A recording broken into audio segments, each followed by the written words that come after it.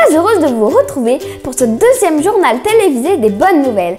Oui, même en pleine crise du Covid-19, il se passe des choses positives sur cette planète. Tenez, commençons avec une info qui va faire plaisir aux mamans et papas gourmands. Le Figolu est de retour.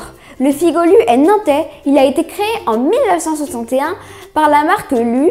Il n'était plus vendu depuis 2015 et depuis quelques jours, il est donc de retour dans certains magasins. Malheureusement, il n'est pas fabriqué dans l'usine nantaise, mais en Angleterre.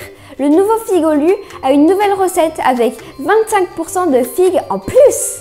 Nous passons maintenant à une scène très amusante qui concerne la météo. Jeff Lyons, un météorologue américain, présentait la météo de chez lui.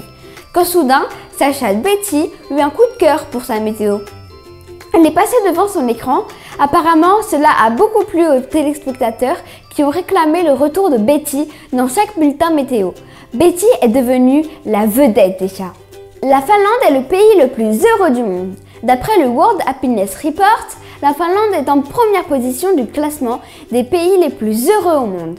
La Finlande devance le Danemark et la Suisse. La France est située en 23e position et c'est l'Afghanistan qui conclut ce classement.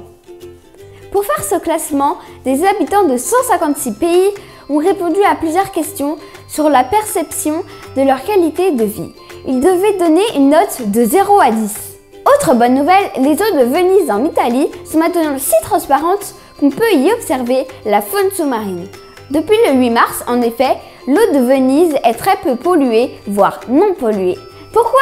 Eh bien parce qu'il n'y a plus de touristes et donc plus de pollution. L'eau est devenue tellement transparente que si on a de la chance, on peut observer des méduses, comme quoi le confinement n'est pas que négatif. Voilà, c'est la fin de notre JT. Si vous avez apprécié, alors likez et partagez au maximum.